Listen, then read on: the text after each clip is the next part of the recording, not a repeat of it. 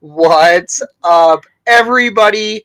You are tuned into season 2 of the Elks Call, presented by Shotgun Sports. My name is Scout, aka the rep from Section X. And I'm Catherine, aka Do You Even Elks? And today we are joined once again by the director of the WE alumni, former president of the Edmonton Rush, former media relations for the Edmonton Elks, and Edmonton media royalty. Ladies and gentlemen, once again on the Elks Call, it's Dave Jamieson. Dave, welcome back to the show, man. Well, it's great to see you guys. All of that, some of that is actually true in that introduction. Actually, all of it is true right up until the point you said media royalty. That always makes me laugh. I think I should come better dressed, like with a flowing robe of some description and maybe a crown. Yes. I was worthy of that. But thank you for the kind words. It's good to be back with you. Oh, no, always happy to see you, Dave. We have a ton to catch up on. We do. To start it off, how was your most recent trip, and what was it like coming back to the tundra? Well, I went out for a couple of days to spend some time with my brother in Penticton. And I don't know if you've been to the Penticton, the Okanagan, which is, I think a lot of people will know, certainly in our neck of the woods, what that place can be like in the summer. It's quite fantastic. It's hot, it's beautiful, and it's all of that. But in the winter, it becomes this little kind of sleepy, sort of quiet town, but it is idyllic. And when you're looking out at, Lake Okanagan, that's not a bad thing. So, but then to come back and get, whacked with that, the temperature. But you know what? We are a hardy group here, and I learn it every time I leave and come back and go, and you tell people, sort of if they follow the weather, like, oh, I saw it was minus 40 where you're from. And you go, yeah, it was. And it can be rugged, but it's all good. And you know what? Each day is a day we're closer to the start of football, so that's not a bad thing. Exactly. The countdown is now at 80 Brian Mitchell days away until WE preseason football. So very, very stoked. We have a lot to talk about in this show. Before we dig in, we'd like to thank everybody for tuning in, whether you're watching on YouTube, which is Shotgun Sports Network, or on Facebook or on X, or if you're listening on TuneIn, iHeartRadio, Edmonton Sports Talk, or wherever you get your podcasts. So yeah, for today's lineup, it's another stack show. It's always a stack show. First, we're going to open up by catching up with Dave Jamieson in The More You Didn't Know. Then we'll dig into Kathy's Herd Report, talking about the latest Edmonton Elks transactions and news. Which is not a ton, but it's there. It exists. As well, major news, any major news from the CFL. All in the Herd Report. Following that, we're going to give you an Edmonton Sports update with some help from Len. That's what and then we'll go ahead and cap the show with the fan forum, where we discuss hot topics surrounding the Edmonton Elks, the CFL, and the sports world as a whole. Please be sure to blow up the herd chat. It's already blowing up. We see a couple of questions in there. Make sure you get some more in there so we can bring them all onto the show, especially if you have any questions for Dave Jamieson. So let's kick it off with The War You Didn't Know. In this segment, we're going to chat with Dave about a number of things, including his life and his involvement with the Edmonton Elks. So be sure to blow up that herd chat. Like we said, we already have some questions, Dave. So yeah, okay, I'm ready. In the herd chat, you want to start with those? Let's you guys. I'll tell you what. I learned a number of things and was humbled often by doing talk radio and sports talk radio. I will. You guys are great hosts. So I will, wherever you take me, I will go. And if I can't answer, I'll think of some crafty way to get out of a tight corner. Hey, you know what? We already have lacrosse questions. Okay. So this is, I think this is going to be great. Yeah. We'll get ours out of the way. Yeah. Okay. So the last time you were on the show, Dave, it was around 6 months ago on the Elks Call Season 1. And then since CFRN 1260, since those days, you've been bouncing around radio stations like an Edmonton rock star. EST to 1440. Yeah. What have you been up to for the last while? Well, when it was June 14th last year when TSN 1260 was shut down, and so what I did there, or did after that, entertained some offers both in the industry and, or at least opportunities, I should say, not offers, and a couple of offers. One of them to stay in media, and another outside. But I used the time largely to get healthier. I won't, I don't need to bore you or your listeners. I wasn't really that healthy when I returned. I was off for 10 months dealing with my head and neck cancer and the surgery and the recovery and then the radiation and the recovery from that and all of that rehabilitation. So when I went back to do what started my old show, which was 2 hours, and then I think within 2 weeks, the two shows, myself and Alan Mitchell, Low Tide, they mashed those two shows together to make it a 4-hour show. And I probably, in hindsight, while I was happy that I was able to return, a lot of people with my kind of cancer don't return to work. And certainly not if you use your vocal cords, which I do. Often they don't return to what they were previously. So anyway, I was grateful to have a goal, make the goal, achieve the goal, go back to work. But then just getting through a show of 4 hours, having to do that took a great deal of toll on me physically and mentally, if I'd be very honest. And so when the day came when we were laid off, I mean, that hurt, obviously, and no one wanted that. And I just took the time I spent several months eating properly because I couldn't eat at work because of my condition. So I tried to put on weight, tried to do my rehabilitation work at Alberta Cancer Exercise at the U of A, and just looked after myself. Bell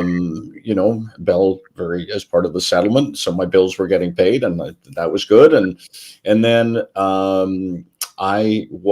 and thank you for noticing that I appeared on Bob Stauffer's show, which was a lot of fun because we'd always talked about over the years working together. And he remembered that I had, he was a very young Bob Stauffer, as he tells everyone. He looked like a young Tom Cruise. Okay, I'll believe him. But he interviewed with me for a job when I was a program director of CHED. Like I was there. It was my first year, second year when that station launched. Anyhow, it was great. On with 1440. That was a lot of fun to go in and chat with Kevin Carrius, who I've known for a long time, and just kind of pop in. And it was a lot of fun to be a guest, not have to worry about, I don't know, keeping the text line going and trying to figure out on the fly, like, where are we going to take this conversation about the Elks or the Oilers or whatever? Because that, when you're doing it day after day after day, it can be a kind of a grind, and especially on slow days and what have you. So it was just fun to go in, and the guys at Edmonton Sports Talk, who were all dear friends of mine, and see them doing so well. I know you guys are working with them. Like, it was just fun to show up, have some fun, and be able to leave. And so fast forward, and that's an overly long answer to all of this, is I was approached by Evan Daum, who you guys know well from the vice president of the Edmonton Elks, VP of marketing and game day and events, and probably a bunch of other things I'm not aware of. And he approached me and he said, we would like you to work with us for the 75th season celebrations. And so they've hired me on contract, and which is great, and I love them for all of that. And so we've started as of like January 15th, and I go in a couple of days a week to the stadium, and then I'm working with Evan and the others, planning some events. We've got, and I know we're going to have a public unveil on March 25th. And I know you guys have been down to the dressing room because of the tailgate stuff, and I know the club has shared a lot of those plans, but that's, we're working towards March 25th. We've got a few things that are less public before then. And then once we're out there in the realm, we got a lot of work to do, get ready for June 8th. And then we've got a couple of things prior to a couple of days leading up to the start of the regular season that are going to be really cool. And, 75 years is really momentous. It's a very big deal for any business. and any sports team. And so our challenge is, how do you wrap your arms around 75 seasons of, of greatness and all the great players and all the great stories and all of that. It's a challenge for sure. Mhm. Oh, that sounds great. I mean, first of all, I think everybody could do wonderfully with some months break to just get healthier. I mean, Right. that's never a bad thing.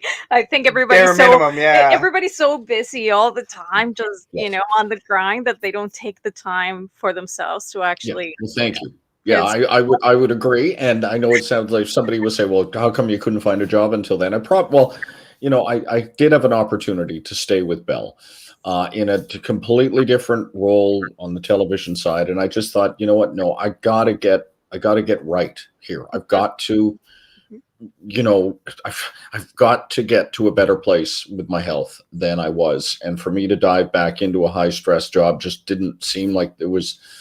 I'd already been through so much in the previous year and a half. well, and now you get the chance to have fun. Yes, Like you said. yeah, and I've arrived at that point in my life at my age, and given what I've come through, where I want to do good work, and I do my volunteer work with Brain Care Center, where I'm the past chair, and so I stay active with that, and so I want to where possible, do good work and work with good people who I'm aligned with, and certainly with Evan Dom and the Elks, and having Rick Lawlisher there, who I've known for a very long time, and a guy who I have immense respect for, is let's do this. Let's get cracking on this, and let's have a great season on and off the field, and let's see, in a very small way, if I can help. So, what makes you the most excited about it? For the 75th anniversary, even as a fan or as an extended member of the organization. That's a great question, and the way you phrased it. What excites me most is, like, I was there 14 years. Certainly not the longest ever serving employee of the club, but I was immensely proud of representing the team in the way I did, working with the players and the coaches, and being part of something that I think matters a great deal in our community. And it's a place, it's a source of pride, I believe, for the fans, and so I think what excites me most is the chance to tell the stories of how the Edmonton Elks and the Eskimos, what they have done. And I know for a lot of people, they know bits of the story, but be able to, and our hope is to be able to bring back a number of the key names. And this is important because these are men of an advanced age. Warren Moon, Hugh Campbell. We were talking about, we've got some people still with us, thankfully, who we will honor and acknowledge for their role in the 50s. You think about that, like Bill, former Edmonton Mayor Bill Smith is still here. He was a star on the 1950s team, and the Jack Parker Jr., son of Jackie, is here, and he's a member of the Eskimo alumni, Double E alumni. And, just, as I say, wrapping your arms around 75 years and to be able to share it with the fans at Commonwealth is I think it's a big challenge, but that's what excites me. No, we know you have tons of stories to tell, so that's exciting. Oh, exactly. Really. Well, there's the public facing stories, and then there's, I don't know, Alfred Payton in court, that kind of thing. But getting right back to talking about the alumni, as per that tailgate meeting, we know that the Elks are trying to bring out some big names to celebrate the 75th. Now, I've heard rumors, and I whatever, right? I can only speak intangibles, but sure. Let's talk about the things surrounding that. Okay. What is your involvement in gathering some of the former Double E players to a season-long celebration like this? Like, I know that we've talked about your role expanding. Are you still handling the alumni piece? Yeah, I'm still a director on the the EE alumni, and in fact, we just had a meeting. We got one coming up. We're planning our annual wine fest, which is at Commonwealth Stadium, and the proceeds for that go to our player support fund, to help players who may find themselves in a position of need at some point. So we provide, assistance in that way for those who reach out to us, or who are made aware, or we're made aware that they may need some assistance. So that is an event we're getting ready to work on, or we are working on it now, and that'll be, I can tell you this now, June 1st at Commonwealth Stadium. So a week before the season opens, we'll have the Alumni Wine Fest at Commonwealth Stadium in the Quarterback Club. We had it there last year. It was a great success. And, coming back after COVID, we had to revive that event. And I think now, under the leadership of Mark Tobert, we've really got that thing rolling now. And I think that'll be, that's one of the pieces, but that's my alumni hat. But over with the Elks, there's going to be a kickoff dinner I can tell you about, leading, we got the season opener on the 8th, and then dinner and another event on the Saturday. And, it's a build. It's a build to get this city, and it will be, by the time we hit, those early days of June, ready for football back at Commonwealth. So that's what I'm going to be devoting my time with Evan. And there's a lot of research that goes into it. You're pouring through, going to the City of Edmonton archives, the provincial archives, trying to, pull out things that we can, either produce video around.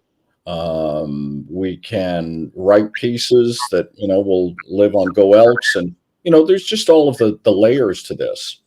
Yes, and we did notice. Exciting. Sorry, I'm just saying that's exciting because it's something new, right? I mean, now you're introducing history that a lot of the newer audience that you get may not have been ever aware of, and that is a very, very cool piece to all of this, that now you're seeing a whole new generation of fans. Right now you're starting to do that transfer to a newer generation, and a lot of the historical pieces get lost. So bringing all that back in multiple forms, multiple media, videos and stories, and writing, it's amazing. So I'm looking forward to all of that. Well, exactly. And what I think is extremely cool is that they're actually updating the archives on the Elks all-time roster into the 1920s. So, even talking to Superfan Mike, cross-referencing, these names, well, they're a little bit more well-known than the names that Mike has in his collection. But the fact that they're throwing those in there now, it goes to show how big they're trying to build up this 75th. Like, even go past it, try to tap the roots, right? Well, and here's the interesting thing, and I'm glad you've seen that, and Superfan Mike, God, we owe more than just a simple debt to him, and there are others out there as well who have taken it upon themselves, because of their love of the franchise, to curate the history. Yep. And I could tell you that when I was there, we were moving from the old building into Commonwealth Stadium. If I've told you the story before, forgive me, but I remember we used to store. Now, try to imagine the first job of the receptionist, whoever that may be over the years, was to, after they, opened the office, turned on the lights, was to get the newspapers, Sun and Journal, and cut out every article in the sports or elsewhere that concerned the Edmonton Eskimos. And then you would take a large book. I mean, they were huge books, like heavy, heavy duty books. And you would tape or paste that story in there. And then you would stamp the page with the date, the rubber stamp. Yeah. And you would go, okay, well, there's Monday. And you would do it again on Tuesday. So try to imagine, I mean, yes, there were days missed, but there were books, and they used to store them in a vault. There was an old bank vault in the old office, tucked in right alongside where you could buy tickets. I don't know if you guys were ever in the old office where they had a little ticket office in there. And that's where the history sat. And I'm not kidding you. You could go in the back and you'd go in the storage area and go, wow, That's a game-worn jersey. Why isn't that either, protected? Why is it just sitting there? And so when we were moving, I grabbed all the books. Well, I didn't grab them. I needed help. I needed dollies to push them out. We took them to the City of Edmonton archives because I thought, well, we've gone this far. We're not set up to properly house the history. Mm-hmm. And it's a city-owned team. It is community-owned. Let's turn this stuff over to the archives. And they were really great. And so it's all there now. And, because I, along with others, I had full support of everybody to, undertake this project. But it was important because if that stuff goes away and you don't have a super fan Mike and you don't have some of the other people that care, well, where does that go? Well, exactly. And some of it gets turned into memorabilia, but not all. And I've talked with Mike numerous times, and I've heard the stories of the things that have been thrown out through the years. And you don't want to know. It'd make you cry. Honestly, it would. Dwayne Mandrusiak was just so good at properly looking after that stuff and making sure that at least on his end, it was good. But I can tell you that, for years, back before we were fully conversant in technology. So what I mean by that is, to produce the annual media guide, I would have to drive the pages, and I'm not kidding, out to the printer in the West End. Mm-hmm. So you would tend, I started 1998. So, it's a long time ago now, but we're not, sending a PDF, if you know what I mean. Yes. So, you go, how come I'm missing 3 years of media guides? I need that for, gathering information or whatever. And people chuck them out. They didn't matter. You think, wow, okay, well, let's do a better job of hanging on to our stuff just so we can preserve it. Yes. Well, and now those Edmonton Eskimos game guides are worth what? Probably 5 to 10 to even 15 or 20 each. Yeah. Yeah. Wild, right? Yes. I wish they brought them back. To be honest, it was just recently that I realized I was doing some research on the Edmonton Elks website, and I noticed that they do have the media guides there, but everything is digital, and you have to dig for it, and and there's just something about even now when we go to Oilers games or anything, we're always grabbing the guide, the game guide. We take it home, we have it as a little memento or just something to have. So it's funny. Hearing you guys say those things makes my my heart sing a little bit because there's a school of thought now that just push everything online. Okay, I understand the production costs and to print a 300-page document is expensive. Mm-hmm. I've done it. I did it for 14 years. I know what it costs in those years, in those dollars, and things haven't gotten cheaper. But I could tell you just from being a broadcaster, and I never did play-by-play, but if you're in the heat of the battle and you need a stat quick, something, a bio note, you don't have time to go online and hit www, you just don't have time. So, when those things go away, while I understand the rationale, I also know the utility in the having to use a document like that. But, times change. Superfan Mike gets kind of misty-eyed about the fridge magnet, that I brought in. Like he goes, when we first met, he goes, "You're the magnet guy." I said, "What?" He goes, "You brought in the fridge magnets." I said, "Well, I brought them back. I didn't invent them." Yes, he was quite excited. Oh, yeah, up in the herd chat, actually, Chris Agar in the herd chat. Yes. Mike has forgotten more about the double E than I'll ever learn. Yes. And then Chris Agar also said, with all the history of this club, it's a travesty to not have a double E Hall of Fame display. Well, Chris, let me, I don't have definitive information, but I can tell you that Evan Dom one of his desires for this year is that we find a way, and forgive me, I'll lapse into we again, is that we find a way to display some items in either the east or west side, call them pods, the areas I'm talking about, and have a little bit of a rotating display of, whatever it may be, a jersey, a helmet, or whatever, so that people can kind of get up close. There's a Jackie Parker game worn jersey that someone came to the club and said, look, I have this, and I think the club should have it back. We're leaving town or whatever, and would you take it? And of course, I think I fell to my knees. It's like if you've been in the Parker room, you've seen it, right? It's the green and gold, and it looks like a baby's diaper, the long thing that they used to wear. And so, and that is framed. But there's precious little where fans can actually come up and go, wow, that's what that helmet looked like in the 60s. So that's the hope, and we'll try and get there.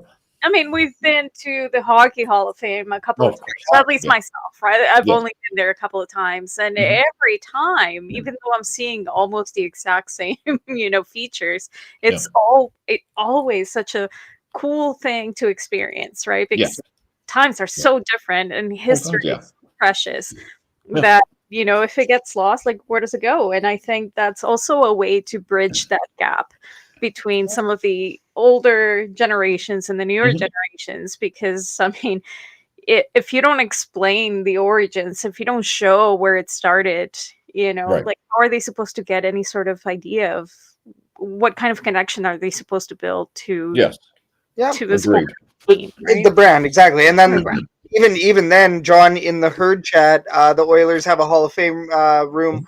Why can't the Elks? And now that you mention it, in the concessions, there's so many different ways that you can display that gear in a way that you preserve the history, but you also let fans get really close to it, right? Well, I think again I know that is the hope, that you may see an area carved out for something like that. It may not be, necessarily in year one as ambitious as what the Oiler Hall of Fame, which is really cool. But that's the hope, that there is a place, a destination for Elks fans to go in and go, aha, look at that. It's a Dan Kepley jersey. Oh, wow. Look at that over there. That's the hope. Yeah. You get to see those holy grail pieces. And even like, I'm a big Jack Daniels fan. I love Jack Daniels, and I once got to go to the distillery. And as soon as you walk in the door, you're blasted with the history of Jack Daniels and the statues of, his exact height and the barrels. And, we're talking about making whiskey. We're not talking about football, which has a lot more intricacies and a lot more information. We're talking about whiskey, and now, I'm a whiskey drinker, but I that particular brand has a storied history and a deep connection for some people, deeper than others. Yes, not for me. Those are bad memories. But but let's bring it back a little bit. Sure. As a former member of the Double E organization, you surely have worked through several milestone seasons before. Do you have any stories about that? Maybe a favorite memory surrounding a milestone or something? Or are you even more excited about this one that is coming up? Well, I was there for, let's see, I think my first season, 98, was that 60 seasons or 50? I'm sure we had a huge logo. God, it looked like you could land a small plane on it on our jersey in 1998. Was that 50 or 60? I should know this. I want to say that should be 50 seasons or 60? No, it was 50. Was it 50? 50. It's got to be 50. And then I was there for 14, so I would have been there for 60. And I know we wore a helmet decal all year that had the thing on it, the 60 logo, which looked kind of cool. But I don't recall we did much around the theming of those seasons. We didn't do something as ambitious as what we're planning to do for 75.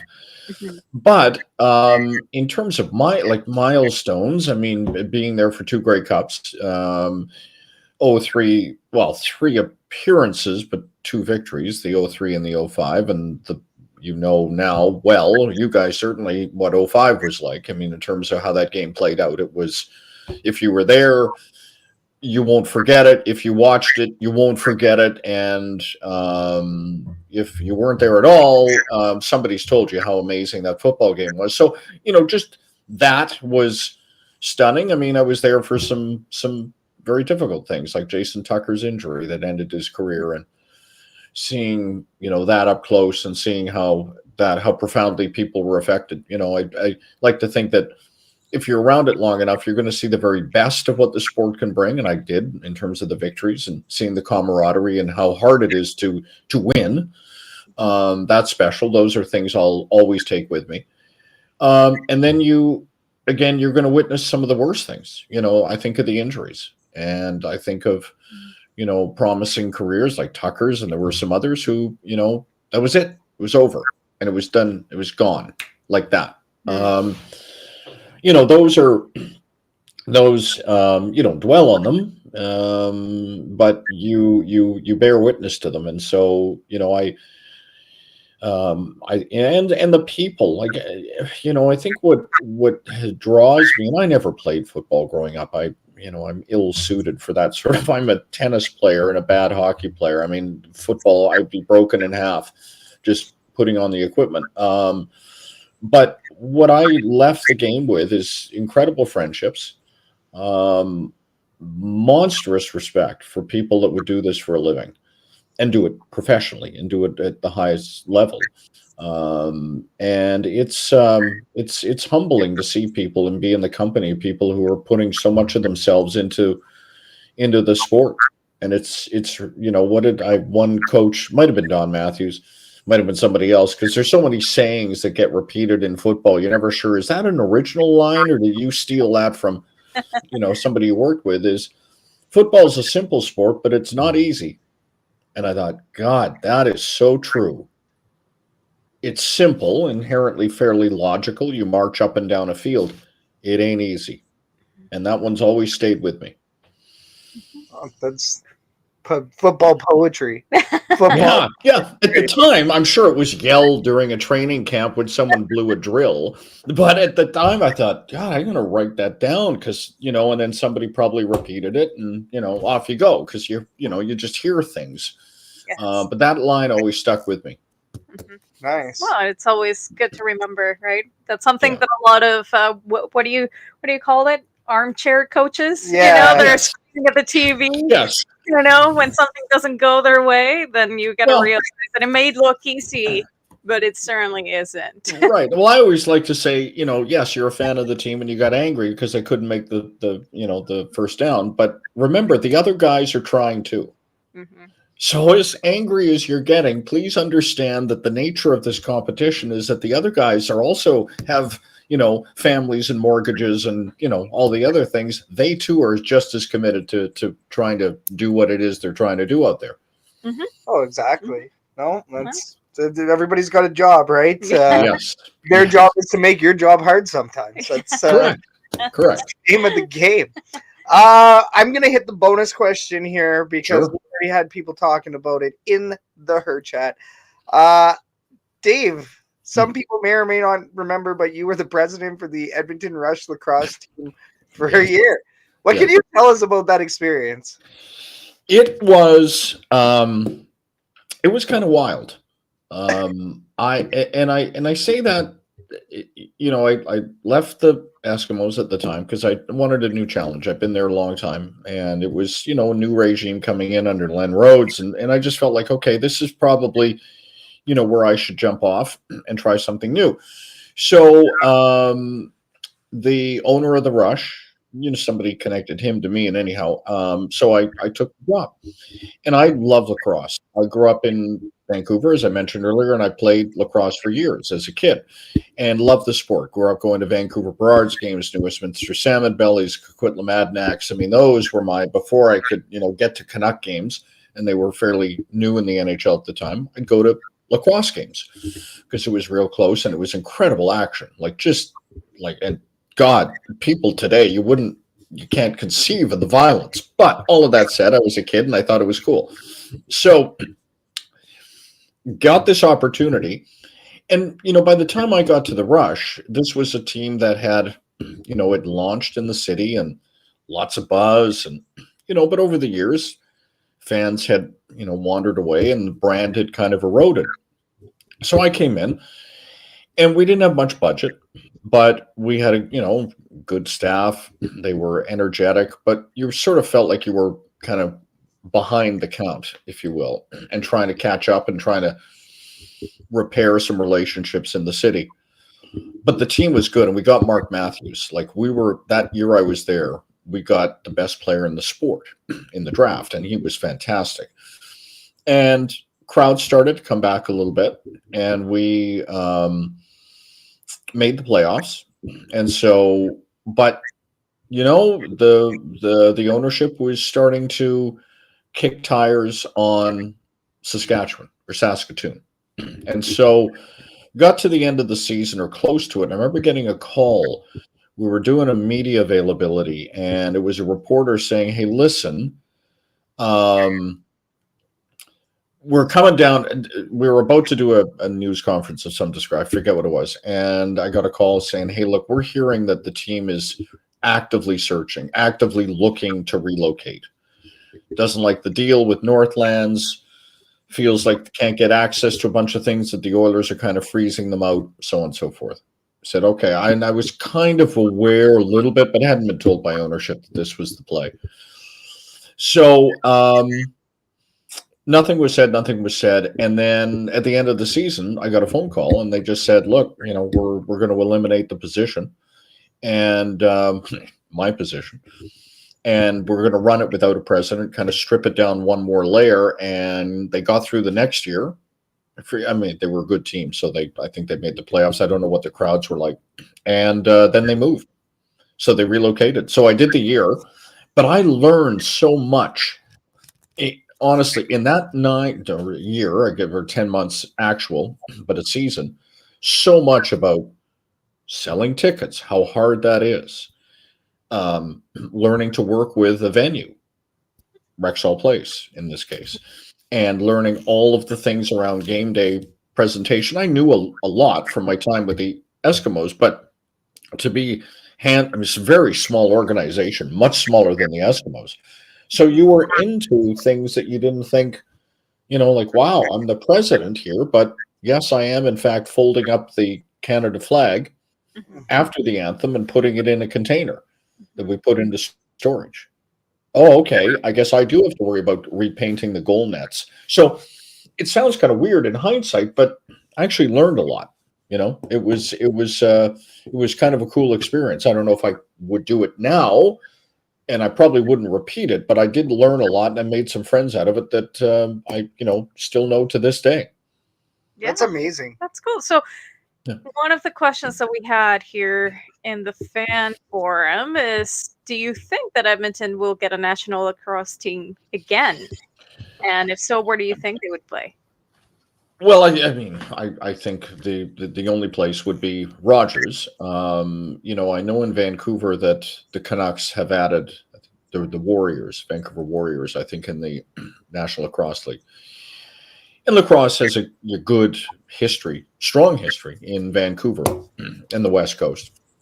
So I could see how that works. Again, I don't know how they draw, but anyhow, I think, again, with the proper ownership, so let's call it what it is. If the Oilers bought them to fill out more dates and they thought it was viable, don't forget Oilers, they've got Oil Kings in there, and obviously it's a very robust concert venue, but you'll always find a way to add some more dates.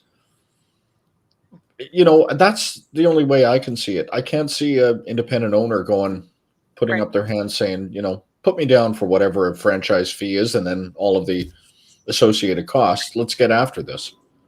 Could it work? Yeah, but again, I think only truly with Oiler ownership. Yeah. Interesting. That's Yeah. interesting. That's That's a good take. something I would have no idea about. Yeah, no clue. But as far as private versus a big corporation, Yes. that's a very good point. A big corporation or somebody that already owns sports teams Mhm. would Right. more likely have to take it into the conglomerate, which here in town, Kate's group is Well, one of one basically, or let's say Silent Air. What about Silent Air with what those guys are doing, right? Well, yes, I mean they're incredible. But I've not met the group, but I know a couple of people that certainly work around them, and their reputation is fantastic. But yeah, again, how big is the venue? And not knowing how the business is scaled, and I haven't. I watch lacrosse when it pops up on TV, and I'll go, "Oh, okay, there's a team in San Diego now," and so I've seen that they've gone to some different places. They're down in the Maritimes, and they're bringing one into Montreal. So, I think that there's opportunity, but why I go back to the Oilers is they've got the infrastructure in place. They've got a sales team. That a lacrosse team gets layered into all of the other things that they can sell. Over and above the Oilers, they got Oil Kings, and I'm sure there's some other properties that I'm just not thinking of right now. So they inherently have a leg up. You don't have to build it from the ground up. You add it, you plug it in. Where does it fit? Off you go. Salaries aren't, terribly, I mean, they're significant, but they're not, anything you probably couldn't absorb. But you'd have to, does the business model work? And I can't answer that. No, and that's That'd be cool. That's the biggest question of all. Well, no, Yeah. you didn't get to see No. the Edmonton Rush days, No, right? I did Whereas not. the Edmonton Rush days, I didn't make it in. Yeah. Like, tried to make it in last minute, and it was one of those, next year. And next year was the move. And then, next year it did not happen. No, exactly. And out in Saskatoon, they're doing absolutely fantastic as Yeah, they've really found, and it was all instantaneous. They arrived, added green to their jerseys, and they were off and running. And they had a good team. They had Mark Matthews was still there. And so they landed and right out of the box. And then they sold to the Priestner Group. They were sold, the owners of the Saskatoon Blades. And again, synergies there. They absorbed them, and they've really found a great spot for themselves out there. Mm-hmm.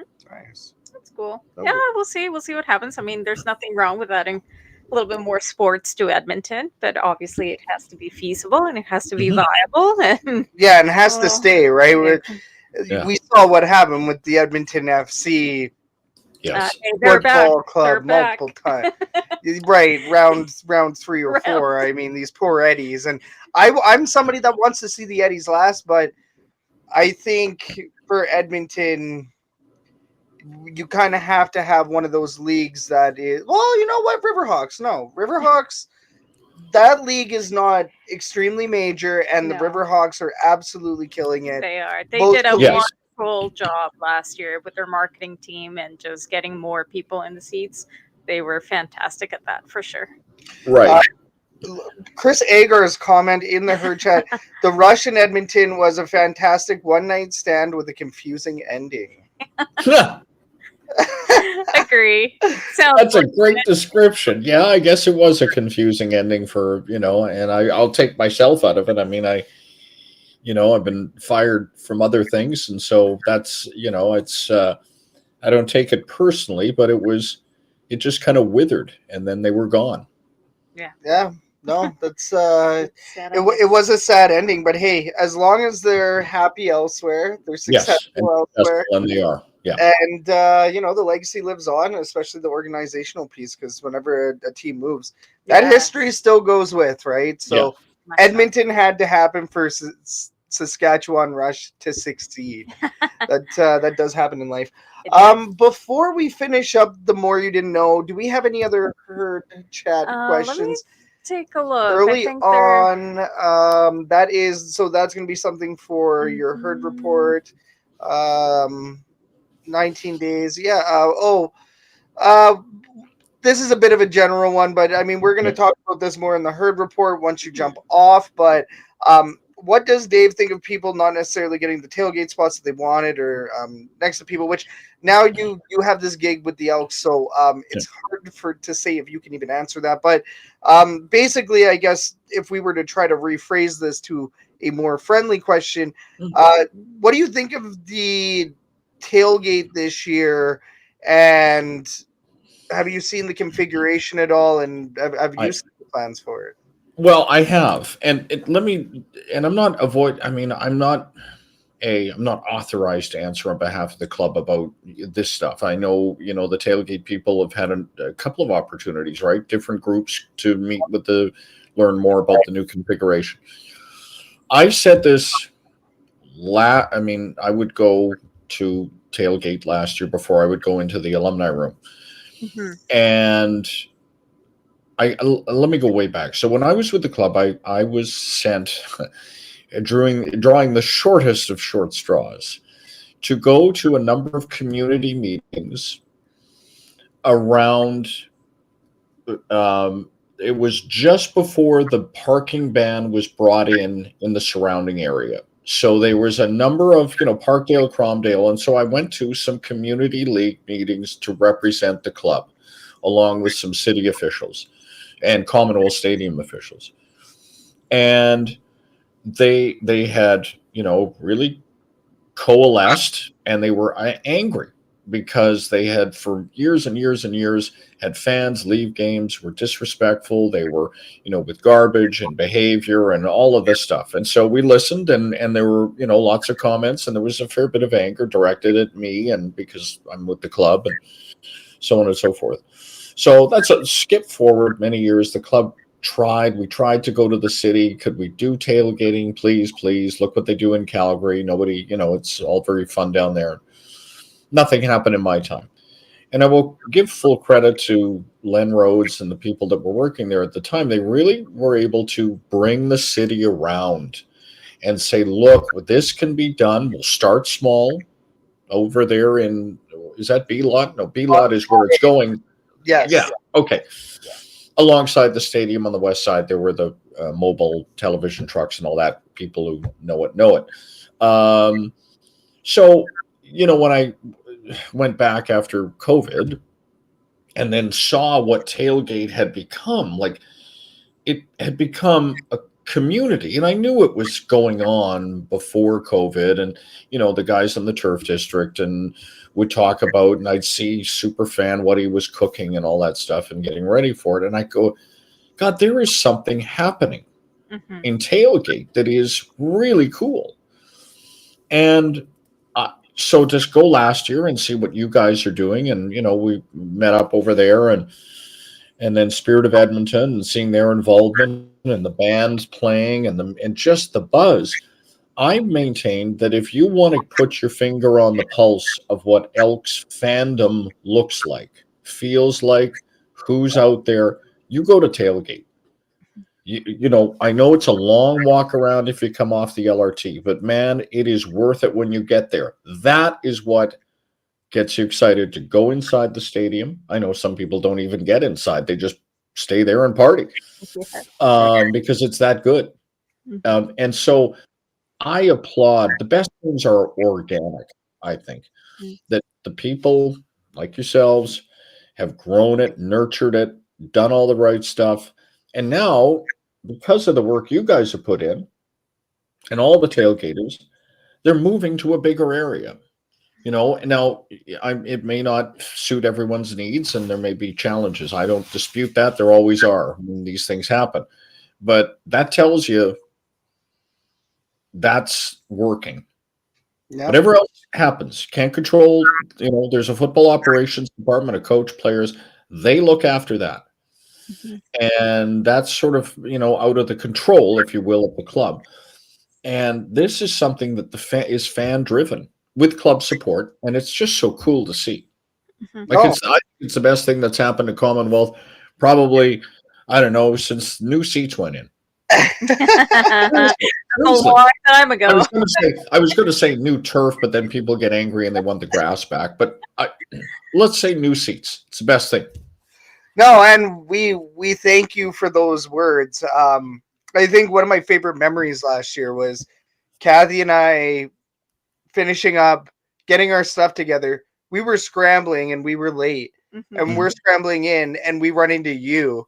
You got your double E gear on. We got our double E gear on, and we get to say hey in the tailgate for once. And you've been through, and you haven't been in any of your regalia. You came through, I believe, on the 1260. Yes. Right. Yes, that's right. That was another memorable one. Every time I run into you at the tailgate, it's memorable, Dave. But no, it was just one of those magical moments where it was like, we just finished up. We did our work out here in the tailgate, and now we get to sit down and do the sport ritual. And that's where it's at, is, putting in a little bit of work, having an absolute blast with everybody. And this year, it being 3 hours before. Oh, yeah. Whew, beautiful. So, and you know what? Very for exciting. those people that are complaining that they might have not gotten their first pick, or maybe they're not right beside the friends that they want, maybe this is an opportunity for them to kind of step out of their bubble and talk to their neighbors a little bit more, make some new friends, and try to enjoy the whole thing. The tailgate as a whole, not necessarily just as their own little private party with their own little friends, right? Well, it's a funny thing, because I think I probably got this stat wrong. I think 60% of the people that go to Commonwealth Stadium come in through gate 9. Is that the one by the LRT? That corner? Yes. I think so. Yeah. Which makes sense, right? Because you're moving all those people off the LRT, and now they come in the gate that's closest. I get that entirely. And I've told people that, while I understand that, that if you're able, and you have the energy, and you get there with enough time to somehow get your way around, all the way around, and just drop anchor for 20 minutes. Give yourself some time, because it got to be great if you could tailgate right the way around the building, because then the atmosphere, because it all starts outside. If you're feeling good on the outside, you're coming through those doors, and you're in a good mood when you hit your seats, and that helps with the buzz. It does. I will not be, I can't be convinced otherwise. All of that stuff matters. And so all of what you guys do out there, is a big part of setting the scene at Commonwealth Stadium 10 nights a year. Oh, no, thank you. But, you're going to be setting the tone for a lot more this season. So it's an exciting season, just with everything. We do have one last question here from Chris. Do you have an opinion on EE private ownership?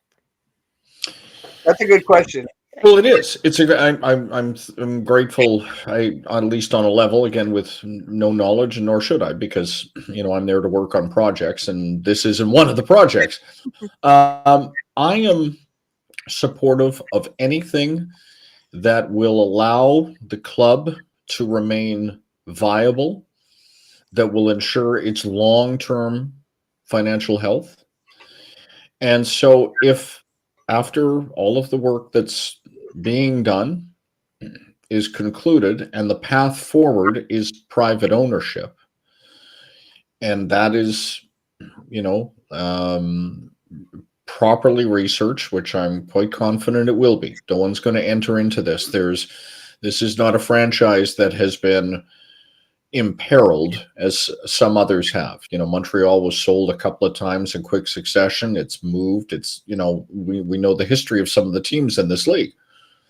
Edmonton has been an island of stability. And now however, things do end, things do change. If that is deemed the best way forward, then I'm supportive. Because ultimately, I think what any of us who care about the team want is for the team to exist. Yeah, so what's the best way? When I was there, community ownership was a great source of pride. There were only 3 teams: Edmonton, Winnipeg, and Saskatchewan. And we had great success in Edmonton, large crowds, best stadium in the league, wonderful corporate partnerships and support. And again, we won a lot. 34 straight years in the playoffs. Think about it. Yes. So you could almost set your watch. I mean, some years better than others, obviously. We know that. When you'd go, well, we know they're going to be good. We know that they're going to be on some level. They may not win the Grey Cup, but they're going to be good. I know that if I, buy my tickets, I will go and I will see good football. I will be proud of the team. They'll represent us well in the community because they are community owned and there was a deep connection there. But, it's 2024 and some of those things may not mean as much today, but I think where I go to is what gives this club the best chance for success, financial and competitive. Mm-hmm. Yeah, I agree. Times are changing and we got to go with the times, right? Mm-hmm. So if the same process that we have been running for years is not working, then something's got to change. And I'm sure that they have that in mind, and whatever it is that the decision is, it will be for the betterment of the team. For the better of the team. Yeah. Okay, we're gonna close the herd chat on the questions. They're still rolling in, guys. Thank you so much for blowing up the herd chat. We have one last question, then we will let you jump off here, Dave, and then we still have a herd report and some Beer Fest tickets to give away. Yes. So we still got a whole other stack to the show. But Dave, before you jump off, we got to know what else is on the horizon for Dave Jamieson. Will your time be mostly taken by the 75th, or are you still moving forward with your media career or projects? And I know you spoke a little bit on this, but cancer in the room, that was a big deal. Still is a big deal.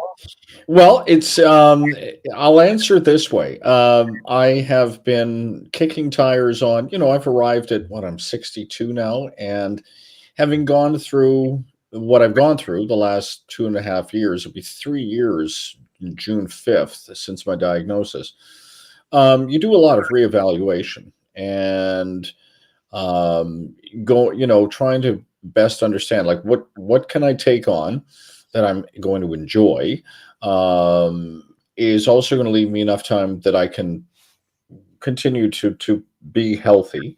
And I have to be careful. I'm not, I don't live my life afraid of my cancer returning. I just have to be very aware of what is, changes that may be occurring in my body and take quick action if there is something that is problematic. But that said, I think I'm entertaining offers, contract work, that kind of thing. I really don't want to lock in on anything too terribly long term right now because I still want to take a little bit of time. I mean, that sounds selfish, I guess, on some level, but I've got to look after. I've really got to look after myself. If I learned anything out of all of this, is you have to self-advocate for your health, and that I have to be the first to speak up about it if something's not right, which I did, thankfully, mercifully. And so, it's I've gotten a lot more energy than I did 7 months ago, and a lot more strength and a lot more, I'm in a better place physically and mentally. So I think now I'm ready to take on more. What that more is, I don't exactly know. Oh, that's awesome. And I mean, see, like the number one word that comes to mind is warrior, right? Like, when you're talking about on the turf, Michael Riley, he was a warrior, right? But off the turf, think about Dave Jamieson. Warrior. Like, seriously, man. And like, even like you were on the show for like an hour and a half or 2 hours last time you were on. And to look back at it, right, in hindsight, like, holy crow, man, you were doing a lot. You were you were on 1260. You were just off of 1260. You made a triumphant return, and like you said, that became a 4-hour show, right? So, it's there is ego in there too, and I'm the first to admit it. Like, it was when you do that for a living, and I've been in media since my early 20s, starting in Vancouver and doing that, and then going off air and managing Ched and doing the stuff I did with the Eskimos. I'm guilty of, I think when you're in that public facing kind of line of work, you have a certain ego and you need it. Part of it is necessary to doing who really, when you think about it, God, to go and sit in a glass box and talk sometimes to yourself for 4 hours. Like, God, what normal person does that?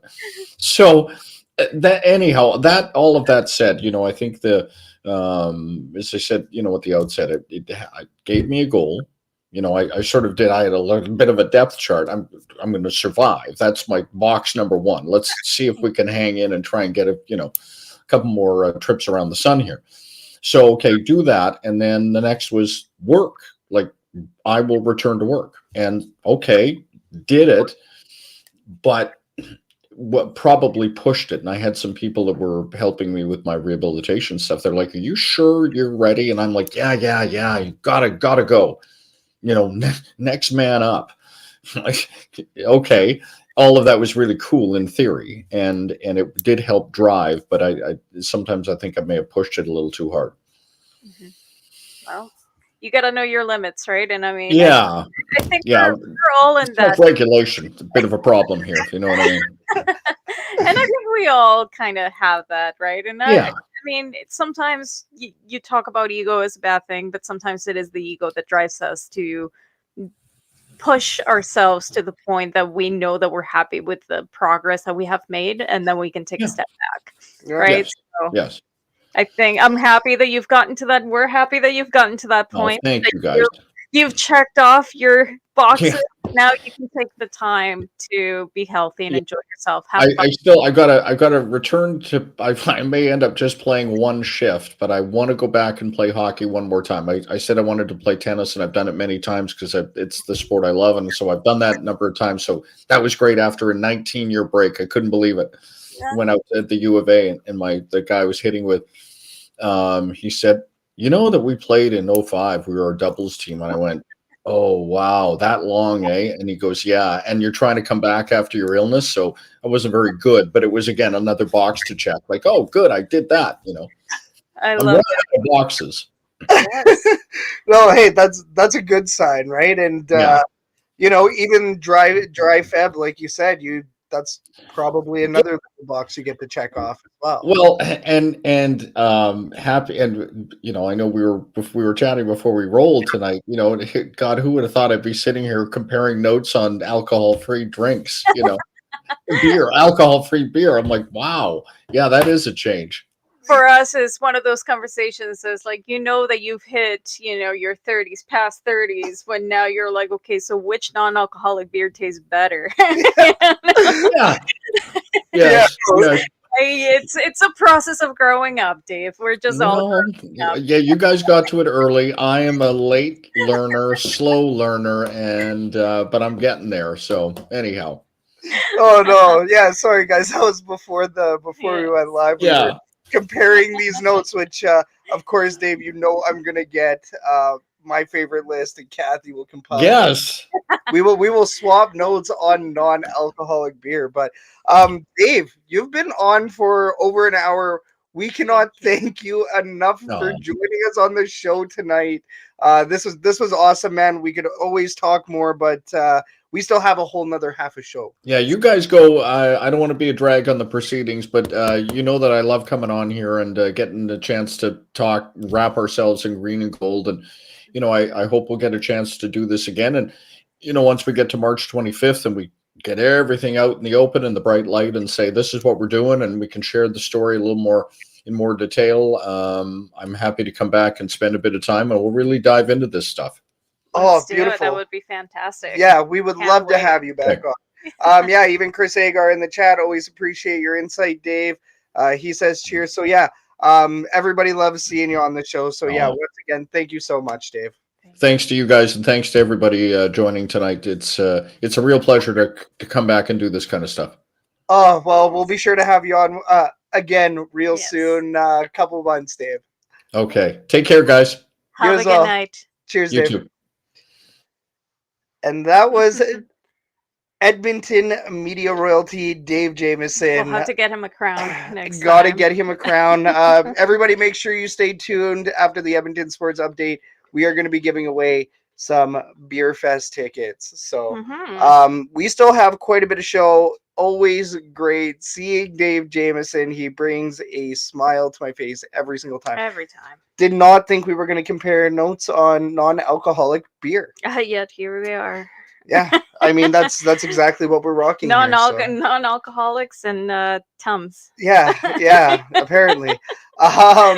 So everybody, once again, you are tuned into the Elks Call with the Elks Herd. Thank you so much for tuning in, especially you guys blowing it up in the herd chat tonight. You guys are crushing it. So thanks a lot for watching and listening. Mm-hmm. Next up, we have Kathy's Herd Report. This is where Kathy brings you the latest Edmonton Elks news and transactions. The Herd Report is brought to you by Off the Reins podcast. The Birmingham Stallions are going for the three-peat, and Ryan Messer has you covered for the journey. Find OTR every 2 weeks on Shotgun Sports Network. Giddy up. And to remind everybody, it's not every 2 weeks. It's every week now. Oh, I thought you were going to say it's not Calgary Stampede. No, it's not the Calgary Stampeders, and OTR is not off the rocks down off of Jasper Ave. That was me. Yeah, and we're not going off the rails on this episode. We're talking about Off the Reins podcast only on Shotgun Sports Network. Yes. Kathy. Yeah, well, to be honest, I don't have a lot. It's been a quiet 2 weeks since the last time that we were here. There's not much for transactions.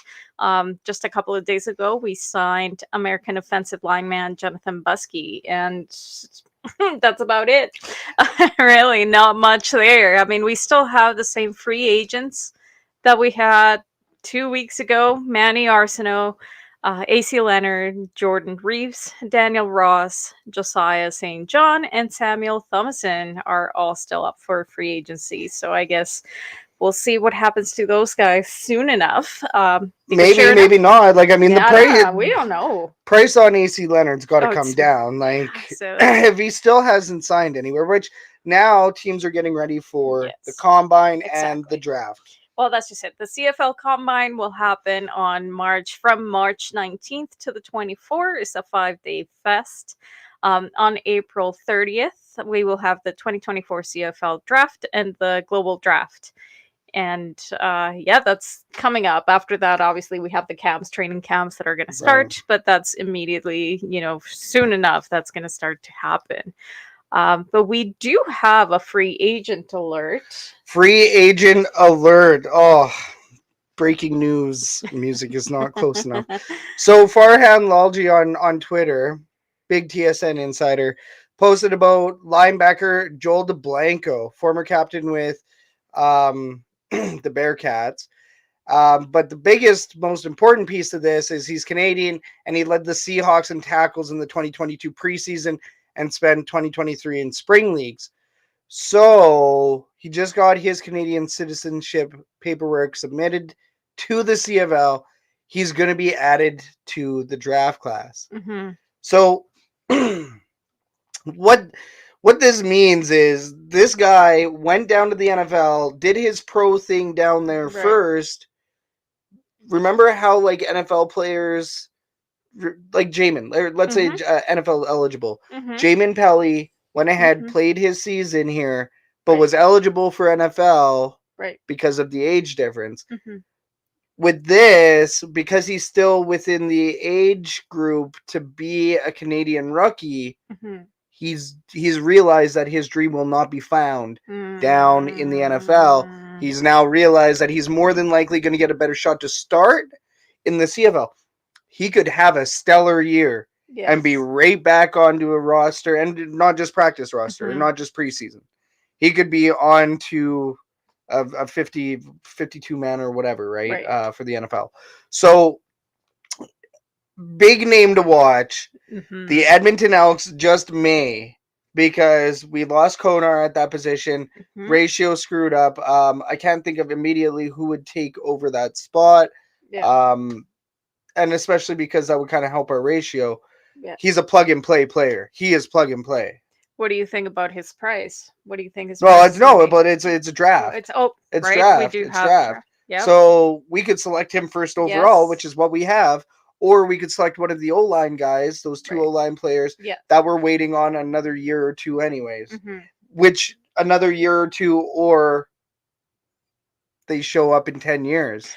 Like Stefan Charles we waited and we waited and we waited and we had him on the neg list for however long. One day he finally did decide to come up and Yeah. But it's like years of being on the negotiation list or drafting a player. Sorry, in that situation, I believe he was drafted, but we never played him. And if he's on he basically we're drafting his rights at that point. Right. So if you draft their rights, they have to go play for you even 10 or 20 years later. Yes. Interesting. I didn't know that. That's good to know. A little bit the more you know. It's not the more you didn't know. Not the more you didn't know. Well, I didn't know that, so it is the more I didn't know. But do you think that would be a first draft pick? Oh yeah. 100%. Yeah. The Elks would pick him up immediately. Yeah. Cool. Definitely. He would be drafted for sure. And now maybe he has an opportunity to go play in the NFL. Right. Then we lose him again, right? But if he wants to play, he has to play for Edmonton. And then after that 1 year contract is up, he can go wherever. Is he American? No, Canadian. He's Canadian. He's Canadian. He just got his Canadian citizenship paperwork submitted. So yeah, like he's a national. Interesting. Yeah, no, that will be definitely a good one to see. That's why it's so much hype. He's Canadian, and he's NFL potential. So it's really, really huge. Elks news though. Yeah, I think the only one that I'm sure everybody wants to kind of talk about and maybe give us your opinions is about the tailgate spots that have been selected. Fans have received emails and confirmation as to which stalls they will get, and I know that there have been some fans that are grumbling about it. So yeah, let's talk about it. Let's talk about it, everybody. So yes, the Edmonton Elks tailgate spots have been announced. Everybody has been emailed that got a spot. We actually heard of, I want to say 4 to 5 to even 6 people that were let in. The email is interesting. Let me see. How much battery we got? Oh, we got battery. So in the email, I will read this out to you guys on here. Just need to open it. So, other email. So when we were sent the email, it says here, upon feedback from our 2 tailgate sessions in February, we will be closely monitoring tailgate stall usage in 2024. If a stall goes unused for 3 consecutive games, we will contact the pass holder, refund the remainder of the season, and allocate the stall to a waitlist member who is eager to join the tailgate. This step is to ensure that the tailgate is full and lively. Yeah. I will say there's still a waitlist. Wait. I'm glad that myself and other tailgaters spoke up on that. Right. Because that was a big issue. The Turf District and ourselves have talked about it. Yes. I brought it up in that meeting. Can you prorate them? Yes. Prorate the new people that want in. Yep. Because people are waiting and people are willing to be a part of the environment. And that's just it. People are willing, right? So for those that... Yeah. I mean, at that point, you're just wasting money if you're using it to even park or... Yeah, no. Well, it's a waste of use. Yeah. It's a waste of use and a waste of money. John is asking in the herd check, some people want to know if they can trade spots. You can trade spots. If you have a spot that somebody else wants and you want their spot, you can go ahead and trade spots. Yep. This is as long as it's consensual. It's consensual trading. Can't just we're gonna you can't just take it. But anyways, no, as long as those people are all good, that's what we did to get into stall 44 last year. In our inaugural one-time only spot, which was beautiful. But this year we will be at stall 182.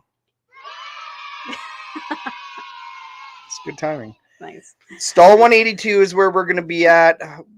We are going to actually be on the backside of the Turf District. I did hear that there were some issues with their locations. So cannot confirm that they will be on the backside of us, but that's what the plan is. They're going to make some trades. They're going to make it work.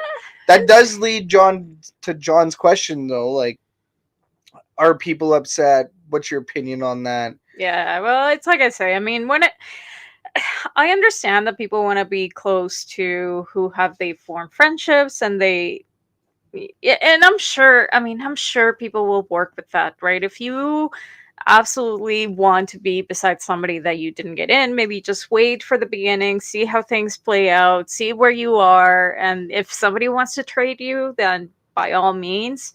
I feel like I was just thinking about the logistics of it all, right? To think about 200 stalls, and if there's a wait list, so now you have to play a mastermind of how you're going to divvy up all these people to all of these spots when you have so many demands and you have so many people, and you have the people that have been there since the beginning, that they want the what do you call the other stalls, the privilege stalls, the expensive ones. Oh, the premium. The premium, not privilege, but we'll call it privileged. The premium stalls, right? So there are so many different things that the Elks have to take into consideration, that it would be practically impossible to give everybody the best place that they want. Like, No. it's just not realistic that everybody's always going to get what they want, right? And I'm sure they're working hard with all of the information that they have, but it's a lot. Well, and I would say I'm rather impressed. Huge props to the Edmonton Elks for actually getting the people that wanted to be around us, our OGs, Glenn and Cheryl, Neil, the people that we were trying to recreate what we did last year with. I'm happy that they got most of us all together. Yeah. Colin will be over in premium. Congratulations to Colin Bartman for getting premium. We applied.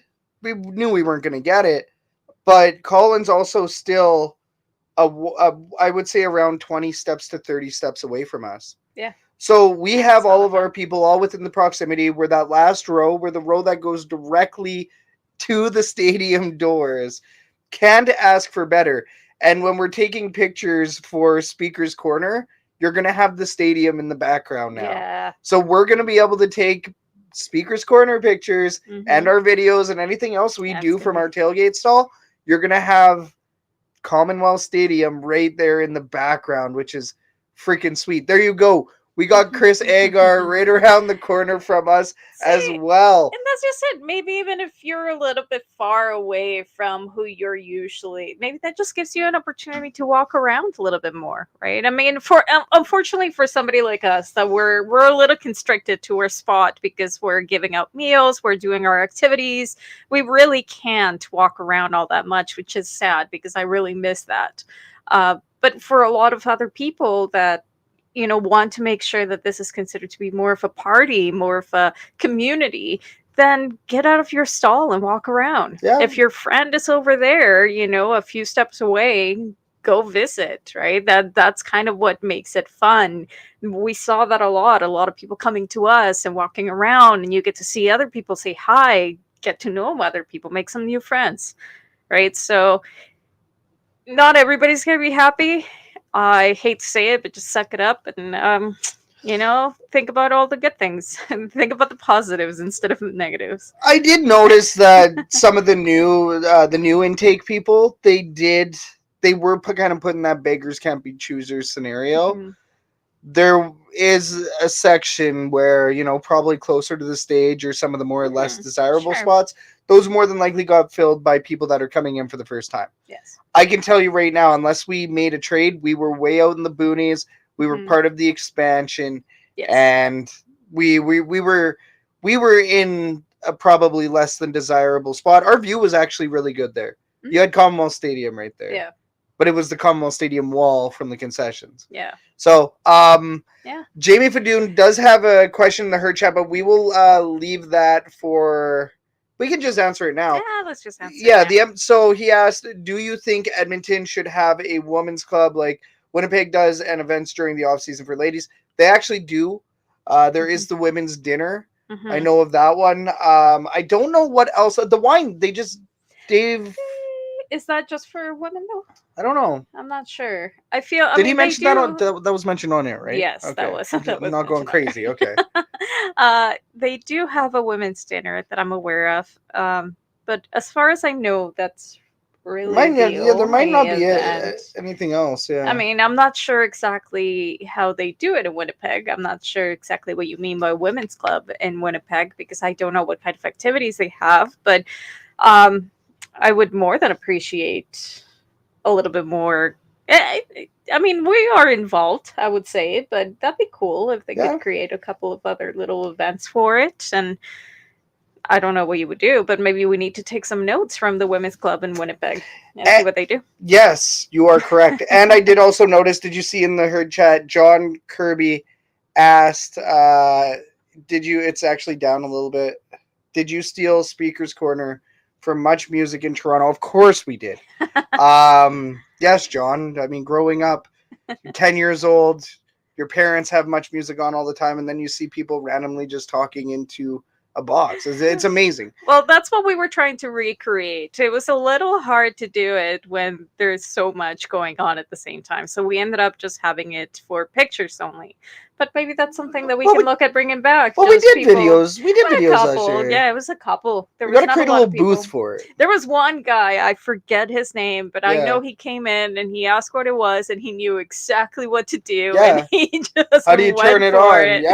Yeah. So and it was great. So maybe we'll Speaker's Corner is definitely going to return. I always wanted to have a booth around it anyways. Sorry, nice. She's up there. I've always wanted to have a booth around Speaker's Corner anyways. So yeah, we're gonna enhance it a little bit this year. Mm-hmm. See how much ambition and gusto we have heading on in, but I think it will be nice to walk in and see what we're working with first, right? Because this is going to be new. It's going to be new for everybody. Yeah. It'll be good to see, the level of noise now that we're going to be a little bit farther away from the stage. Maybe that will allow us to do a little bit more activities like that include video and, people sharing their opinions, whether it is live or on video. But I think we really need to get a feel of where we are at, and then we can plan around that. Yeah, no, I agree. And a bit of a fan piece here before we go into the rest of the show, because we are definitely we still got a little bit to go here. But Loran Sholey, friend of the herd, she was looking for information on who to contact at the Elks office to start a T-shirt, design your own T-shirt contest. Oh, that's cool. That's a good idea, isn't it? Yeah. What do you guys think? Herd chat. What do you think? Like Elks related? Elks T-shirt contest, and then have your T-shirt made and given away or sold or whatever, right? Even if it's like proceeds to a charity or something like that. Herd chat. Let us know what you think about this idea. We'll circle back to it in the fan forum. Elks T-shirt design contest. Maybe kids only. What do you think? Let us know. I know they had a couple of activities for kids for like drawings or coloring or something, but it didn't turn into anything beyond that. Exactly. Right? It was just like draw something nice and then we'll talk about it a little bit maybe. But yeah, that'd be cool. I like that idea. That's a pretty neat idea. I agree.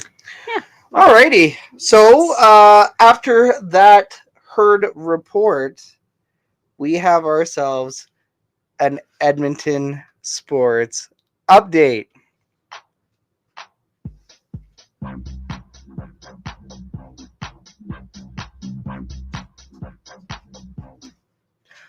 Today's sports update is brought to you by Herdies.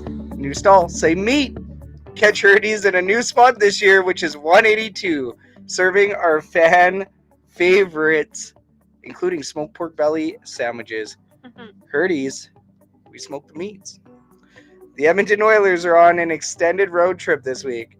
After facing the Blue Jackets on Thursday, the Oilers will visit the Buffalo Sabres on Saturday and then the Pittsburgh Penguins on Sunday. The Oilers are currently second in the Pacific Division. Aside from the Spruce Grove Saints hosting the Okotoks Oilers at the Grant Fuhr Arena on Saturday, March 9th, the theme this week is road games. One of those road games has a twist, though. On Sunday, March 10th, the Saints and the Sherwood Park Crusaders will play a neutral site game in Nisku at the new Silent Ice Center. No need to worry about either team looking to move there, as both clubs have announced new arenas are forthcoming in their own respective communities. And the Oil Kings play in Swift Current, Prince Albert, and Saskatoon this week. Their next home game is not until March 15th versus the Calgary Hitmen. All 10 Edmonton Stingers home games are now on sale on Ticketmaster. The club sold out half their home games last season. It is a fair presumption the Sunday, June 2nd home opener will sell out. See you there. For more on the Edmonton sports scene, check out Len's weekly sport articles on shotgunsportsnetwork.ca. We are the Elks Herd, and you're up to date. Big shout out to Len. Also, our guy Matt Morrissey over at shotgunsportsnetwork.ca. Those guys are great covering the Elks Herd and Edmonton sports. Definitely go check it out. We are about to give out those tickets. First things first, though, let's talk about our affiliates real quick.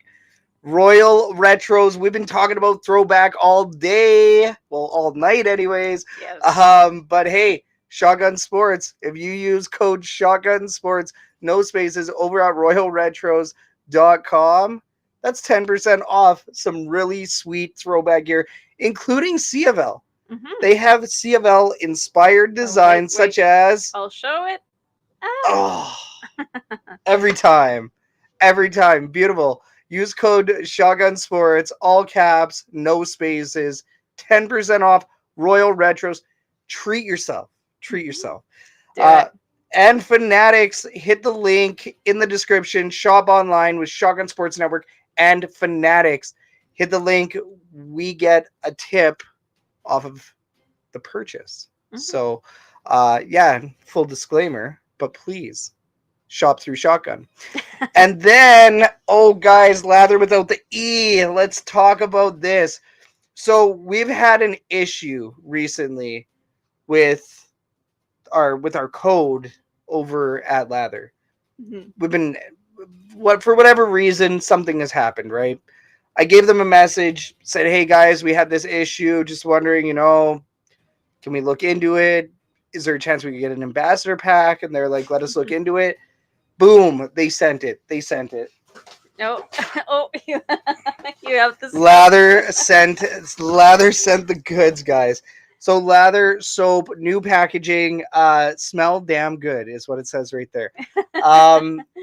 I will say I have not bought another soap since. I think I've been rocking this for a year now. Yes. It's been a year of Lather. Yes. Just our relationship. He has with Lather. With Lather. Not for the whole relationship, but just the last year he has smelled really good. There you go. So Lather went ahead and sent this package. We asked, hey, can you hook it up with some new bars, some new products? They hooked it up with almost all of their new products. So body butter right here, deodorant, which I will be torture testing at work for the next while. And it's all natural, so no sulfates, parabens, petroleum. So smells good. Petrolatum, by the way. None of that. So guys, big fans of Lather. Go check them out. Lather without the E, lather.com without the E. Even men's body powder. It's baby powder, but it's for mans. It's for mans.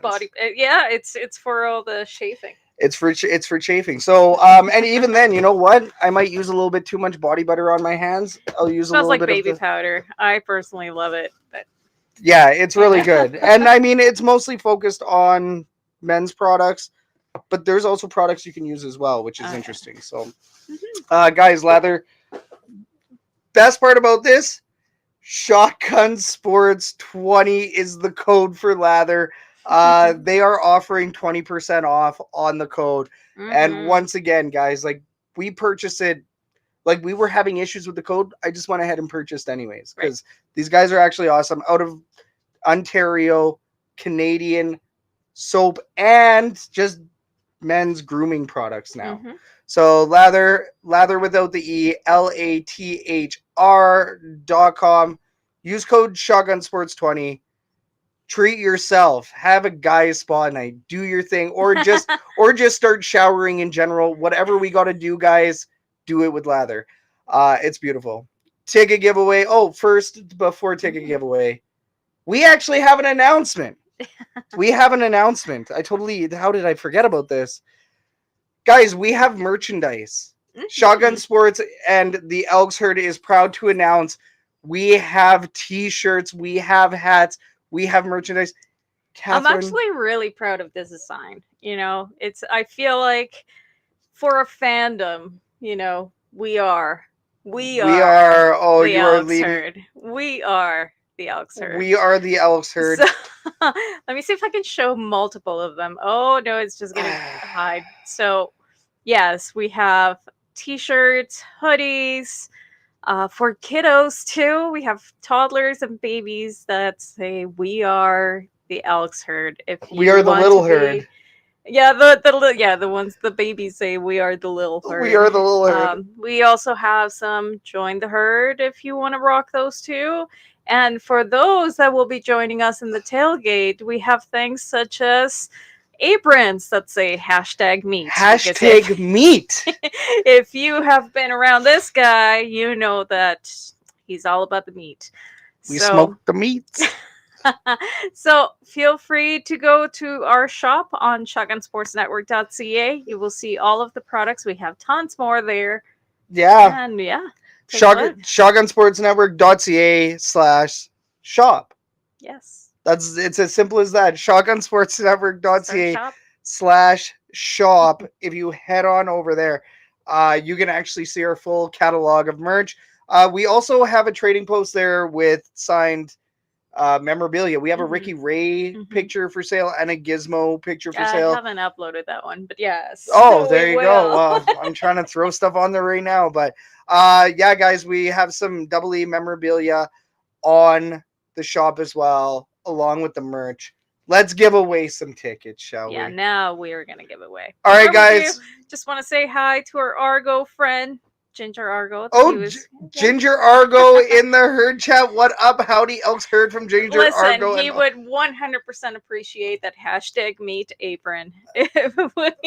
Hey, we should do a CFL fans Santa gift exchange across. We should. Just get like a group of 40 people together and everybody do the thing. But yeah, no, awesome. Shout out Ginger Argo. Love to see you, brother. Yes. Miss you and wish we could visit out there this year, but we hope to see you here. And he wants the apron. So we'll hold an apron for you for when you visit us. You know it. You know it. Okay, guys, ticket giveaway. Edmonton Beer Fest. This weekend or next? I think it's this weekend. It's this weekend. I think it's this weekend. Okay, tickets for this weekend. 2 passes. Edmonton Beer Fest.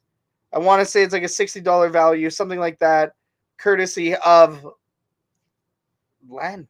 I want to say it was Len. Yeah.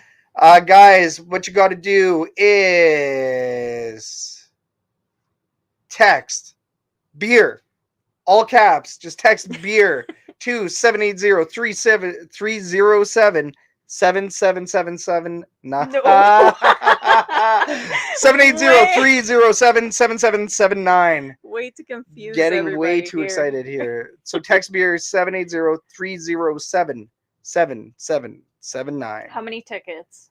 2 tickets. Okay. 2 tickets. Edmonton Beer Fest. We will get back to the lucky winner as soon as the show is done. Text beer 780-307-7779. All right. Yeah. All right. We got let's last segment. Let's open up this fan forum. Before we do, guys, big shout out to you. Oh, the texts are rolling in. We might already have a winner. So guys, get the text in. Before we continue, big shout out to you, the viewer and the listener, for tuning into season 2 of the Elks Call. It's been absolutely wonderful. Herd chat has been blowing up. Fantastic guests, great conversations, and super thankful to have you guys on board with us. Whether you're listening on Edmonton Sports Talk or TuneIn or iHeartRadio or Spotify or watching on Shotgun Sports Network, please do give us a subscribe and a thumbs up. That all helps the algorithm, and we're still on the drive to 500. We're still trying to give away a double E signature jersey. So, guys, we appreciate the subscribes. We appreciate the views. Thank you so much.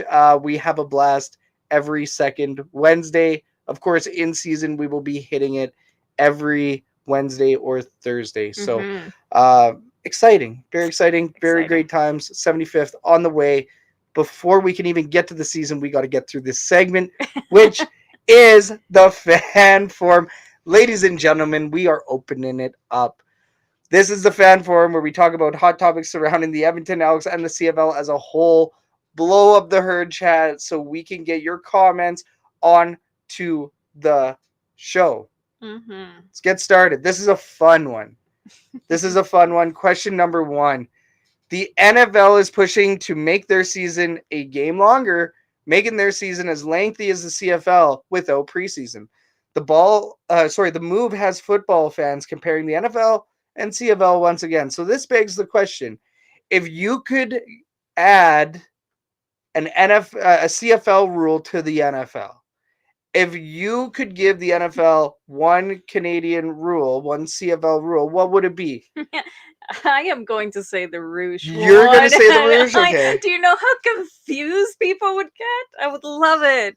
They still get confused whenever you see an American watching Canadian football. They're like, what the hell just happened? I mean, we saw it ourselves, sadly, with CJ Sims. But it's, that they don't necessarily understand what's going on. But I think that would be a fun one to give to them. I think that would be... Yeah. That would be the fun one. The one that I would like to see for sure is I'm a fan of 3 down football, not 4 down football. Yeah, so you would try to take it. That's the other one is you'd take it down away. Yeah. I like the waggle. I think adding the waggle to the NFL would speed up the game quite a bit. Like could you imagine Tyreek Hill, what they're already doing down in Miami? They're already trying to do a lot of pre-snap motion, just not forward. So they're trying to tread in that way, right? So what does that add? Waggle add? Just more forward movement, faster? The waggle it allows your wide receivers to go farther down the field faster, as opposed to, from a stationary move. Chris Egger here in the herd chat. Kickoffs must land in bounds. American special team play equals nap time.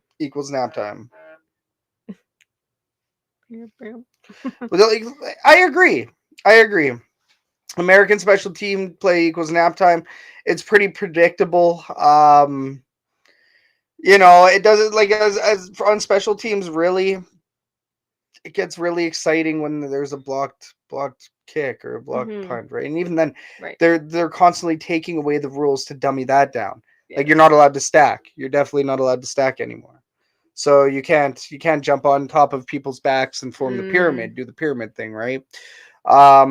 So I think that's what I would change? What? Less commercials.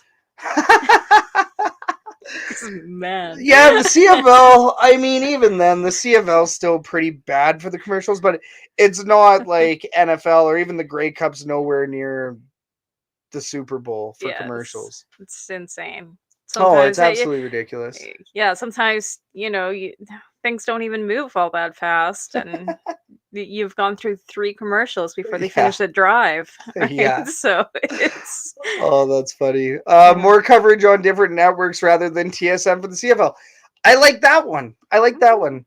Question should have been this: what NFL would you bring to CFL? What NFL blank? Less Taylor Swift.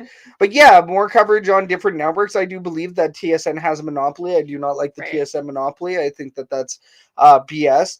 I think that we should have streaming services trying to get in on CFL, in my opinion. Yeah. It would be nice to see a Netflix or a Disney Plus or something. Obviously not a Disney Plus, but some streaming service. Well, now even Sportsnet is technically a streaming service as well. Yeah. You can get it. You can pay for a subscription, but you don't necessarily get all the games. No, but that's different. There's still a TV broadcaster, right? There's still a TV business. I'd like to thank Jason Moss for bringing the Grey Cup to Nietzsche's Pizza this past Friday. Yes. I saw that instantly. Sorry, I read it off. That was a little bit of show ADD, but yeah. So to bring up what Jamie is talking about in the herd chat here, Jason Moss, former Edmonton Eskimo coach and player, he had actually brought the Grey Cup over to Nietzsche's Pizza, friend of the herd. Right. Nietzsche's Pizza, friend of the herd, brought the Grey Cup over there, and fans got to come in and take pictures and celebrate and act like they wanted. Like, really cool, and really cool that Jason Moss did that. He could have won anywhere, Yeah. and he went to Sherwood Park. That's where he's from, right? Well, that's where he lives. Yeah. I believe he's an American. He's an Yeah. American. Yeah. Nah, he's a Sherwood Parkorian. Sherwood Parkian now, eh? Who was in Spruce Grove? Who was it? I forget his name. Justin Lawrence. Right. Justin Yeah. Lawrence, former Golden Bear. Go Yeah. Bears. That was pretty cool. No, it was sweet. CFL on Paramount Plus or Amazon Prime, like the NFL does in the US. Yes, John, that's what I'm talking about. Chris here, CFL on Paramount Plus or NFL. A big play on special teams in NFL is more rare than a goal in soccer. Yeah. Very true. Very, very true. Well, that was fun. Let's go to the second question. What you got? All right. So last year, the CFL Combine was held in Edmonton, Alberta for the first time ever. Along with the expected growing pains, fans were not able to watch the Combine drills due to lack of coverage and media resources. We were there, Shotgun Sports Network was there, and we were able to gather some footage, which became an instant hit. Just because of that, there was so much lack of coverage that even some of the very short videos that we posted became a hit. So the question is, should the CFL be broadcasting the Combine this year? And where or how do you think they should broadcast it? Yeah, that's so funny. That's so funny that we were literally just talking about streaming services. YouTube, get it on YouTube. They should have a YouTube live stream. I don't see why you can't set up a phone, plug in the phone, set it up in the corner of the facility. Right. Now, the issue with leaving it on for too long or forgetting about it or something like that is you can't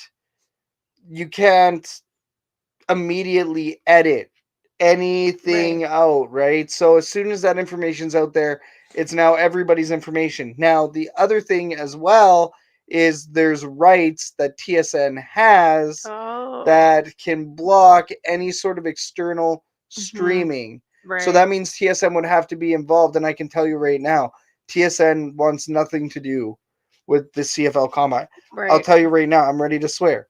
The CFL wants TSN wants nothing to do with the CFL Combine. It's very, very frustrating because you take a look at last year. You take a look at how many people were even asking us. They were going to our video, watch the video, and then say, "Hey, yo, is there any actual official video?" No, that's it. There's Shotgun nothing Sports. there. Welcome to Shotgun Sports Network. We are the video.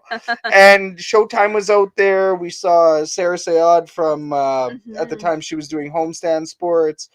Avery, our guy Avery, Adam Ziccarelli. Like, we saw some decent media folks and got to meet some folks. And yeah, but that's non-traditional media. That's non-traditional. Well, Adam Ziccarelli with City TV News was traditional media, but then he wasn't even covering the Combine. Right.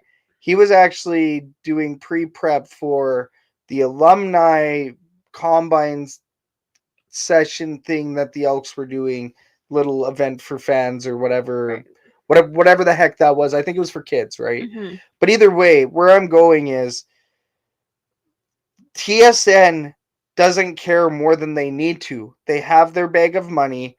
They have their contract. Right. This Combine idea is new. The way that they've redone this Combine is absolutely new. How did they do it in the US? How do they broadcast? Do you want to go watch NFL Network right now? Well, no, but is it there? Is it everywhere? It's 24. It's like 24/7 coverage right now. Is it live coverage? So they just have live cameras. Coverage. They just have cameras rolling, and that's. Well, they don't have like a live stream, but you go down there. Let's talk to Mara Jean on the sidelines. Mara Jean, oh, hi there, guys. I'm still here. I've been down here for 8 hours covering people running up and down the field all day. It's fantastic. And then they'll go to, okay, well, Billy Bob, it's midnight now over in New York. How you doing, Billy Bob? I'm good. We just got all the stats. We're compiling them right now. We've definitively figured out that this guy is the number one. And we've also figured out who's number 99 in this draft as well. We're making waves. So that's what I'm saying, is that there's 24/7 coverage for the NFL Combine and then the NFL Draft. Even Rick Saratella, future guest on the show, Rick Saratella down there for the Edmonton Elks. He's doing his Edmonton Elks work, and then he's also doing his NFL Draft Bible stuff. He has another group on the side where he's done all this work, that makes him a great employee for the Edmonton Elks. How many days was the Combine last year? Was it 3? It was just a weekend, right? It was, I want to say it was 3 to 4, 3 to 4, and potentially 5, because you have your fly-in day, you have your medicals, and then it was 2 days of drills. Yeah, it was like 3 days of hard combine. Yeah, because I know this year is a 5-day event. Yeah, right, and that's what they're advertising it. So it's a pretty big event. So maybe we'll see a little bit more coverage in that. Yeah, maybe. I mean, I'm hoping that it's bigger. There was a lot of complaints last year on the CFL Combine, so yeah, like I would like to see the Combine covered a lot better than what it was last year, and that's coming from people that which we barely found out about ways to make it in after contacting the CFL multiple times. Good guy Lucas Barrett, shout out Lucas Barrett. We're now on the media list, so now we actually see everything that's coming in, and we actually considered having representatives out at the Combine this year. Yeah. Knowing fully well that we are the front line for that content, which is sad. And the public wants to see it. How many people were just standing on the sidelines, where they're not outside. I mean, if you're on the other side of the glass, on the other side of the glass, just watching, just watching, because this is new talent, right? And we saw some drills that were absolutely outstanding. We saw some really good action, and people to watch and whatnot. And I'm pretty sure that a lot of fans would be interested in seeing that. So I hope they do. Well, think about even your regional guys. Like you had Jake Taylor in there. Jake Taylor was looking good in the Combine. Max Parkinson. That was a name, and like it was great for us. We got to interview Max Parkinson, shoot the breeze. We did that thing, and then he didn't quite make it onto a team. Yeah. And then all of a sudden, after a couple months later, he got a call from Saskatchewan. And then he's doing the junior and pro thing, practice roster for the Riders, but doing the junior thing because he's still young enough to here in Canada. So there's stories. There's amazing stories that come out of the CFL Combine. And we're talking about a global guy. Max Parkinson was a global guy. So he came in global, couldn't quite make it, but then all of a sudden it worked. All of a sudden things started to work for him. Yeah. And now he more than likely will be coming back next year, coming back to Canada to try to crack a roster. And now he has film. And even if it doesn't work out, he now has another step up. Let's say if he wants to get into the European League of Football, the ELF, which nobody sleep on the ELF. If we could watch it for free out here, I would be an ELF fan. No, seriously. Yeah. These guys in Europe, they call it Euroball. Yeah. These guys doing European football, don't sleep on them. And there's former Edmonton Elks over there too. That's cool. Yeah, that's cool. I think that's why I picked up on it, is because I saw Maxim Royer. I want to say he's out there. That's cool. Yeah, maybe. I hope they do. I hope they figure out that a lot of people were complaining last year and they fix some things. I really don't know what that's going to look like, and I guess we'll find out. Yeah, we'll see. We'll find out. Why does TSN show CFL games but not the Combine or the Draft when they're the partner of the CFL? Good question. That's a very good question. No answer. Zero answer. Like I'm frustrated talking about it.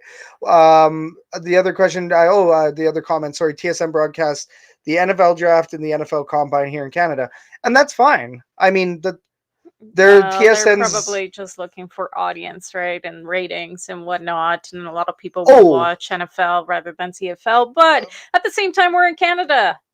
Like, no, there should, but that's also how the traditional media has let the CFL and the CFL themselves by allowing this deal to continually get signed year in, year out. They're signing this deal, or not year in, year out, but every 7 years, let's say, they're signing this garbage deal with TSN, thinking that it's going to get better. I mean, but it's like when you get back with your ex. It's like when you get back with your ex, you're like, oh, I think it's going to get better, and it never does. It never does. Yeah, without going down the rabbit hole of how Canadian telecommunications work. Oh, and this is a great time for us to say goodnight. Guys, this was an amazing episode of the Elks Call. Let's go ahead and officially close that fan forum. That is closed. That is closed. Thank you to everybody for participating in the fan forum tonight. Guys, that herd chat popping off. That scroll bar is so small. I love it. Oh, it's so great, guys. So fantastic. Thank you so much for you, the viewer, for tuning into the show tonight. Whether you're watching on YouTube, X, or Facebook, or listening on TuneIn, iHeartRadio, Edmonton Sports Talk, or on your favorite pod catcher. Once again, and Dave Jamieson. Big shout out to Dave Jamieson for joining the show tonight. Lovely. He's always a great chat. Lovely.